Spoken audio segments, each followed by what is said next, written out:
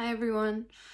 I hope you're doing okay. Saying things have been intense is kind of an understatement.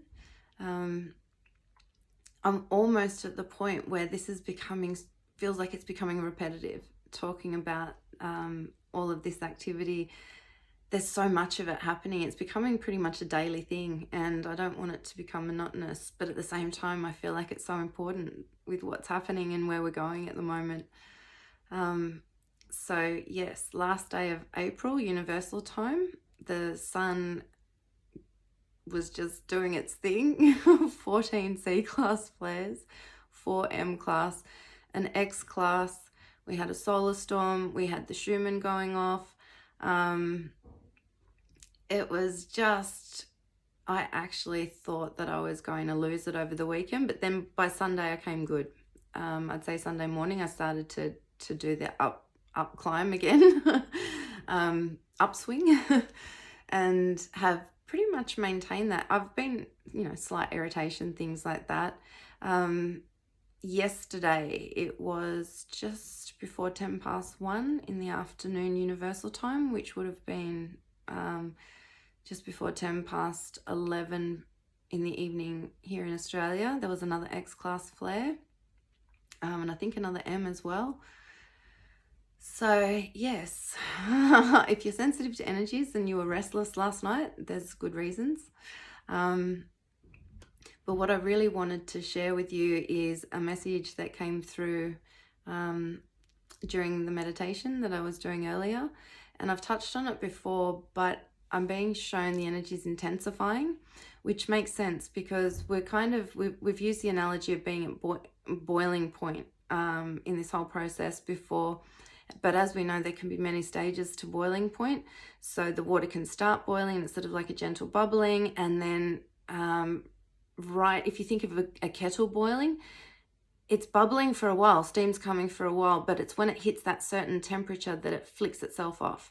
And we're very, very close to the flick and the kettle switching itself off, which I believe will be. And again, just take what feels right with all of this. And I know I say that every time, but there might be new people watching, and I just really want to make it clear.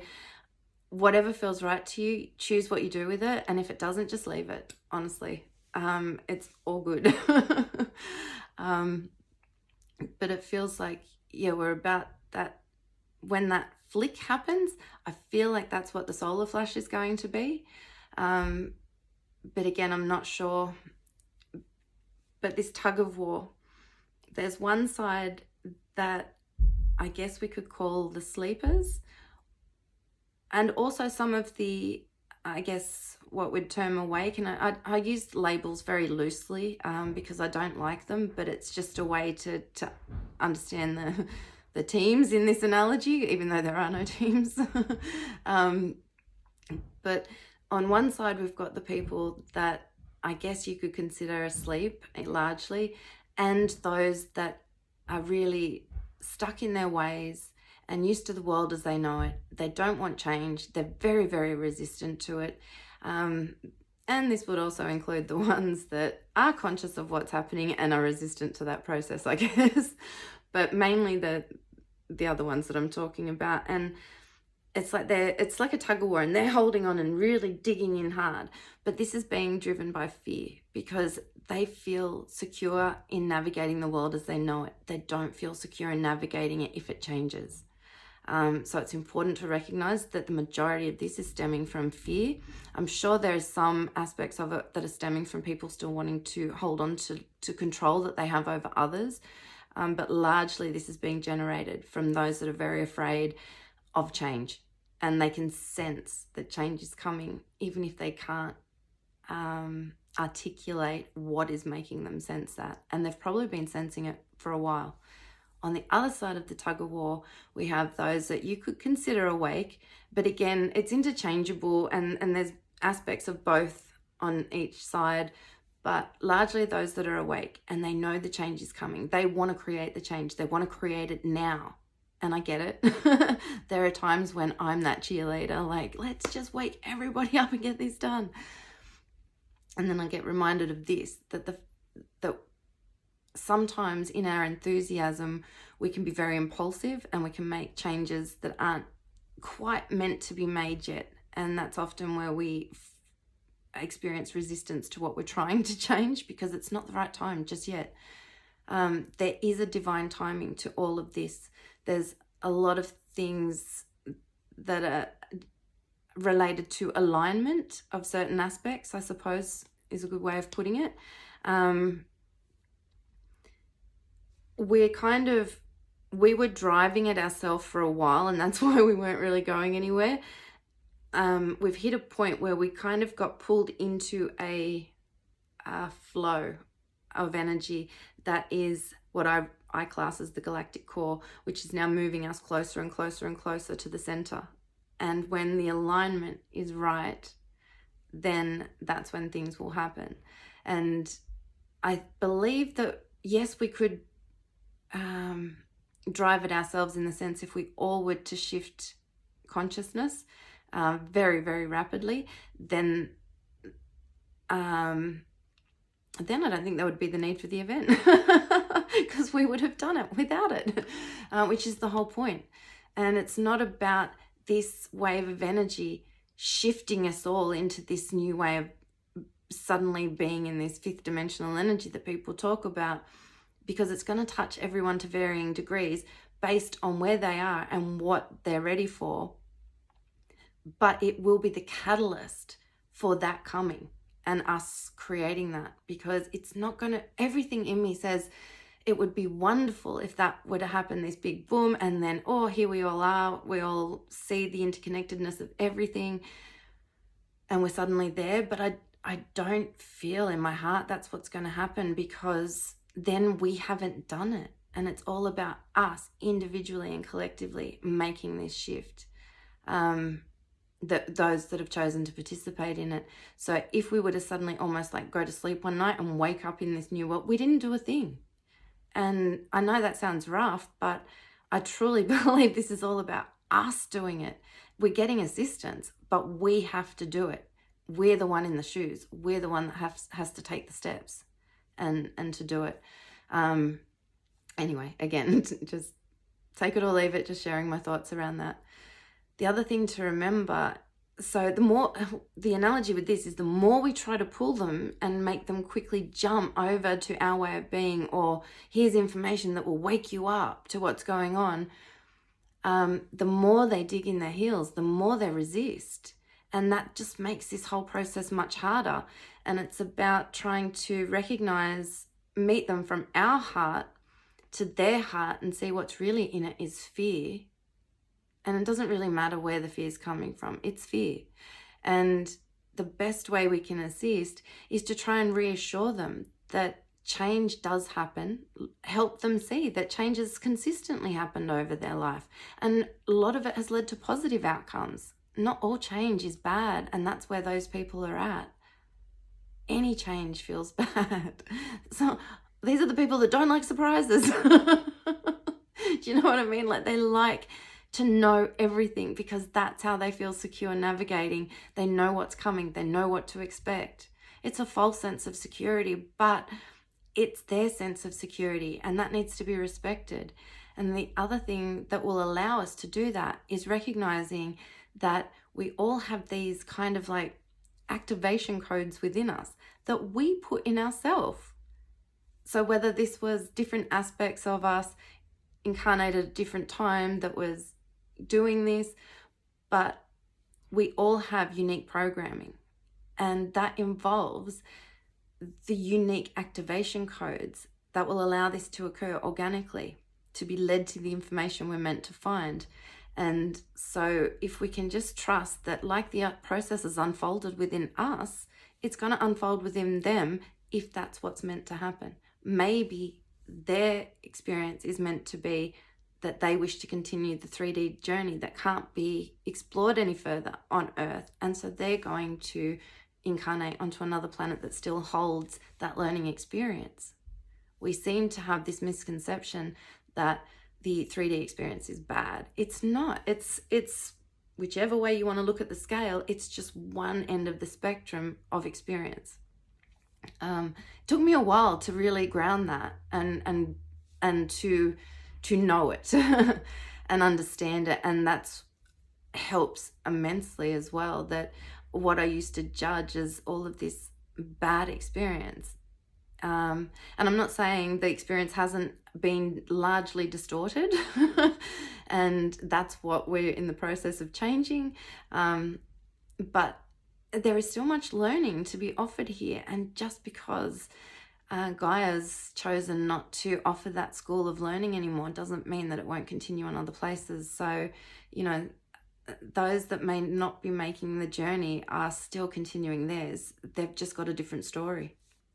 And all stories eventually link up to the same big book. I don't want to use the book analogy.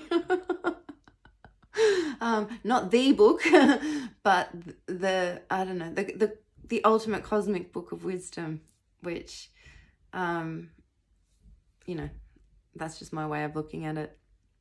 So if we can try to trust that the process is organic, it happened to you, it happened to me, it will happen to them if it's meant to happen to them. And we all activated, yes, some of us all activated in 2017. Some of us have had, you know, we have further activations or whatever you want to term it. Others have been awake for decades. And oh my God, what a journey this must have been for you. I don't know, you know, and I guess that's why we all had programs at different times. Somebody once said we spend the first half of our life losing ourselves and the second half of it finding ourselves again. And that feels like a really fitting analogy, because I was pretty much, and while I've always been open, I've had all of these experiences, I was still embedded in that 3D reality. So I guess I've always had like that 3D, 4D consciousness throughout my life, but never understood what any of this meant until the last, 4 years or 5, 6 years. So we've all got this pre-programmed time for these events to trigger and unfold. So invite people to explore change, but we need to do it in a gentle way where it doesn't terrify them and make them want to cling even harder to what they know. We want to try and loosen their grip just a little and then a little more, and do it in a way that they're very comfortable. Well, not very comfortable with. I don't think anyone can be very comfortable in this process. Certainly not all of the time. But we're trying to do it gently. You know, when a child's scared of something and they cling to like a pole or a chair leg or something, and they're clinging, you can't move those fingers. So we want to kind of reassure them so that they relax it themselves. We're not trying to force them off anything. We're trying to encourage them that it's okay to let go. And then they do it themselves. I hope that makes sense.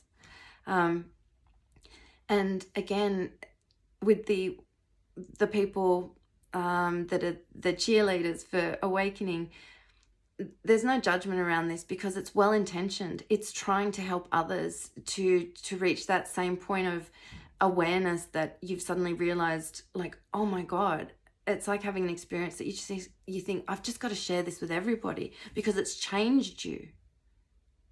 It's something in you has altered now, and now you have this awareness. Everything's different, and you want others to be able to have that experience too. So it's coming from a good place. It's not going, hey, this is going to fuck you up. well, never. I never do that, and I'm pretty sure none of you do. So you know what I mean. It's always coming from a good place, but we don't know everyone's story, and so we need to just let each person's story be what it is. Offer assistance and things like that along the way, absolutely. But trust that it will happen for them naturally the way it sort of happened for you. And just when I want to touch on something else very quickly with healing sessions and anything like that, make sure it's somebody who acknowledges that they are not the healer, they are not doing the healing, they are offering themselves as a vessel for the healing to be transferred to you in whatever capacity that may be. So to me, the healer is the hose, and the energy that comes into support is the water. So the hose is not the water's not the hose, but they work in conjunction with each other and work as a team. And if you find yourself having a really amazing experience in a healing session, then know that this was a soul-guided activation or healing or transformation. You and that particular person had a contract on a soul level to have this connection and this transfer. And that's why such magical things can happen in healing sessions where the two people are very aligned. I think we've probably all had healing sessions where, you know, it just doesn't work for whatever reason, and that's just that the energy is not aligned. But with that, so it's a co-creation is what I'm trying to say. I guess in short, what I'm trying to say is just make sure, because we're told this journey is nobody outside of you can heal you, you know, all of these sort of things, and that's very true, but that can sometimes lead to this misconception that I need to do this alone. I shouldn't go to see somebody else, like I should be able to fix myself. And we do need support on our journey. It's just choosing the right support, and making sure that it's something that really resonates with your inner being and tells you, yes, this is the person that I want to connect with. And they have to feel the same way. It's a two-way street.